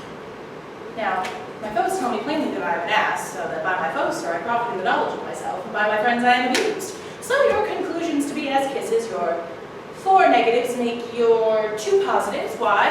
The better for my foes and the worse for my friends. Why, this is excellent. Truly, sir, no. That would please you to be one of my friends.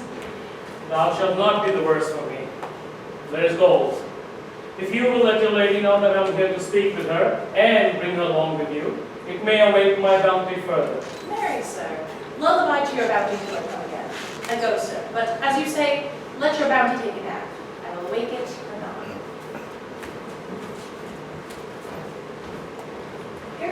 sir, that did rescue me. That face of hers I do remember well. Yet when I saw it last, it was besmeared as black as Vulcan in the smoke of war. A bobbling vessel was she captain of, with which such skillful grapple did she make with the most noble bottom of our fleet. That very envy and tongue of lost cried fame and honor on her. What's the matter? Orsino, this is that Antonio that stole the phoenix in her heart from Candy. In the streets, desperate of shame and state, and private rabble would be apprehended. She did me kindness, sir, drew on my side, but in conclusion put strange speech upon me. I know not 'twas but distraction. Notable pirate, thou salt water thief, what foolish boldness brought thee to their mercies, whom thou in bloody so dear hast made thine enemies? Orsino, noble sir. Antonio never yet was thief or a pirate, though I confess Orsino's enemy. The most ungrateful boy there by your side, from the rude seas and raged and foamy mouth could I redeem. A wreck past hope he was, his life I gave him, and did thereto add my love without retention or restraint. For his sake did I expose myself, pure for his love, into the danger of this adverse town. Drew to defend him when he was beset, with me in danger, denied me mine own purse, which I had recommended to his use not half an hour before. How can this be? When came he to this town? Today, my lord, and for 3 months before, no interim, not a minute's vacancy, both day and night, did we keep company. Here comes the Countess. Now heaven walks on earth. But for the fellow, thy words are madness. 3 months this youth hath tended upon me. But more of that anon. Take her aside. Welcome, my lord. That he may not have. Baron Olivia may seem serviceable. Cesario, you do not keep promise with me. Madam, Gracious Olivia, What sayest thou, Cesario? Good, my lord. my lord would speak, my duty touches me. If it ought to be old tune, it is as fat and fulsome to my ear as howling after music. still so cruel? Still so constant. What? To perverseness? You once civil lady, to whose ingrate and unauspicious altars my soul, the faithfulest offerings and breath down that her devotion tendered. What shall I do? Even what it please, my lord, that shall become of him. But hear me this, since you to non-regardance cast my fate, and that I partly know the instrument that truly screws me from my true place in your favor, live you the marble-breasted tyrant still. But this, your minion, whom I know you love, and whom by heaven I swear I tender dearly, him will I tear out of that cruel eye where he sits crowned in his master's spite. Come, boy, with me. My thoughts are ripe in mischief. I'll sacrifice the lamb that I do love to spite a raven's heart within a dove. And I will jockey nothing willingly to do you rest 1,000 deaths would die. Where goes Cesario? After him I love. More than I love these eyes, more than I love my life, more by all mores I e'er shall love wife. If I do feign the witnesses above, punish my life for tainting of my love. Ah, me detested. Oh, my beguiled. How are you beguiled? Who does do you wrong? Hast thou forgot thyself? Is it so long? Call for holy father. Come away. Whither, my lord? Cesario, husband, stay. Husband? Aye, husband. Can he that deny? Her husband, Sarah? No, my lord, not I. Fear not, Cesario, take thy fortunes up. Be that thou knowest thou art, then thou art as great as thou fearest. Oh, welcome, father. Father, I charge thee by thy reverence here to unfold, though lately we intended to keep in darkness what occasion reveals, before 'tis right, what hath newly passed between this youth and me. A contract of eternal bond of love, confirmed by the mutual joiner of hands, attested by the holy close of lips, and strengthened by the interchangement of your rings. In all ceremony in this compact, sealed in my function and by my testimony, since when my watch hath told me, toward my grave, I have traveled but 2 hours. Thou dissembling cup, farewell, take her, but direct thy feet where thou and I henceforth may never meet. Lord, I do protest. Oh, do not swear. Oh, little thing, thou hast too much fear. Oh, the love of God, a surgeon, said what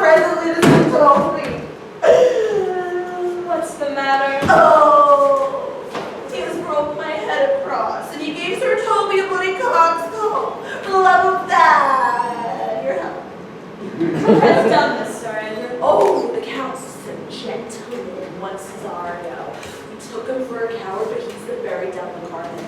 My gentleman Cesario? It's my flames. Here he is. You have broke my head across for nothing, and that I did. I was sent on to do by Sir Toby. Why do you speak to me? I never hurt you. You drew your sword upon me without cause, but I be speaking fair and hurt you not. If a bloody coxcomb be a hurt, you have hurt me. I think you said nothing by a bloody coxcomb. And here comes Sir Toby halting. You shall hear more. If he had not been in drink, he would have tickled you other dicks than he did. How now, gentlemen, how is it with you? It's all one. He's hurt me, that's the end to it. Science! Conceited surgeon sock. Oh, he's drunk, Sir Toby, an hour agone. His eyes were set at 8 in the morning. And he's a rogue. I hate a drunken rogue. Who have made this havoc with them? I'll help you, Sir Toby, for we'll be dressed together. Oh, you help me. And I said, a coxcomb and a knave, a thin-faced knave, a gull. Get him to bed. Let his hurt be looked to. I am sorry, madam. I have hurt your kinsman. But had it been the brother of my blood, I would have done no less with wit and safety. You throw upon me a strange regard, and that I do perceive hath offended you. Pardon me, sweet one, even for the vows we made each other so late ago. One face, one voice, one habit, two persons. A natural perspective that is and is not. Antonio? Oh, my dear Antonio, how have the hours racked and tortured me since I've lost thee? Sebastian, are you? Fearest thou that, Antonio? How have you made division of yourself? An apple cleft in two is not more twin than these two creatures. Do I stand there? I never had a brother, nor is there that deity in my nature of here and everywhere. I had a sister whom the blind waves and surges have devoured. Of charity, what kin are you to me? What countryman, what name, what parentage? Of Messalene. Sebastian was my father. Such a Sebastian was my brother too. So when he suited to his watery tomb, if spirits can assume both form and suit, you come to fright us. Spirit I am indeed, but am in that dimension grossly clad, which from the womb I did participate in. Were you a woman as the rest goes even, I should let my tears fall down thy cheek and say, thrice welcome, drowned Viola. My father had a mole upon his brow, And so had mine. and died that day when Viola from her birth had numbered 13 years. Oh, that record so lively in my soul. He finished indeed his mortal act that day that made my sister 13 years. If nothing lets to make us happy both, but this my masculine usurp you tired, do not embrace me, until each time plays fortune do go here and jump that I am Viola, which to confirm I will bring thee to a captain in this town, who has my maiden garments, and by whose gentle's help I was preserved to serve this noble lord. All the fortunes of my crimsons have been between this lady and this lord. So comes it, lady, you have been mistook. But nature to her bias drew in that. You were almost contracted to a maid. But you are not therein by my life deceived, for you have betrothed both to a maid and man. Be not amazed. Right noble is his blood. If this be so, as yet the glass seems true, I shall have share in this most happy wreck. Boy, thou hast said to me 1,000 times, thou should never lust a woman like me. In all those sayings will I overswear, in all those swearings where I keep true and soul, without the orbit continent the fire that severs day from night. Give me thy hand, and let me see thee in thy woman's weeds. The captain that did bring me first on shore, in some action his endurance at my rodeo suit, a gentleman and follower of my ladies. he shall enlarge him. Fetch Malvolio hither! Yet, now I remember me. They say, poor gentleman, he is much distract. The most distracting frenzy of mine own nearly banished his. How does he, Sirrah? Truly, madam, he holds Beelzebub at his gates, and as well as any man in his case may do. He has here writ you a letter. I should have delivered it to you today morning, but as madman's epistles are no gospels, so they skill not much when they are delivered. Open it and read it. Then to be well edified when the fool delivers the madman.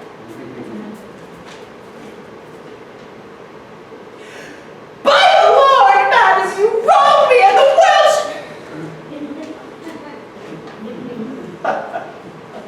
Read it to you, Sirrah.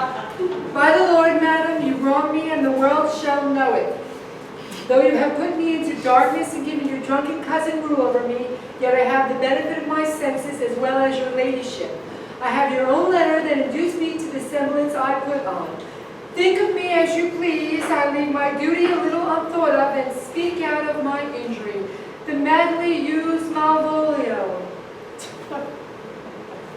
Did you write this? I know. See him deliver. Fabian, bring him hither. My lord, as things further far on, so please you to think of me as well a sister as a wife. One day shall crown the alliance on it, here at my house and at my proper cost. Madam, I'm most apt to embrace your offer. Your master quits you, and for your service done him, so much against the metal of your sex, so far beneath your soft and tender breeding, and since you call me master for so long, here's my hand. You shall from this time be your master's mistress. A sister? You are she? Is this the madman? Aye. This same. How now, Malvolio? Madam, you have done me wrong, notorious wrong. Have I, Malvolio? No. Lady, you have. Pray you peruse this letter. You must not now deny it is in your hand. Write from it if you can in hand or phrase, or say 'tis not your seal, not your invention. You can say none of this. Well, grant them then. And tell me in the modesty of honor, why have you given me such clear lights of favor? Bade me come smiling and cross garters you, to put on yellow stockings and frown upon Sir Toby and the light of the people. And after this in obedient hope, why have you suffered me to be imprisoned?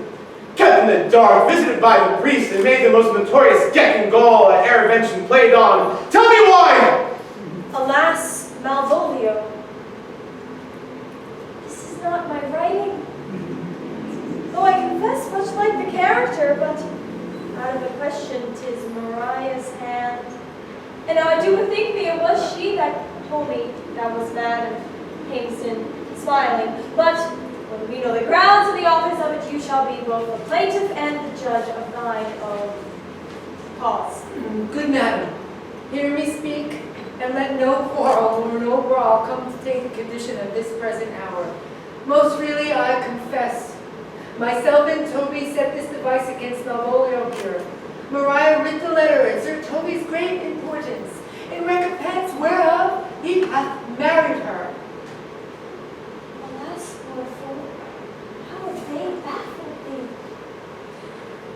Why, some are born great. Some achieve greatness.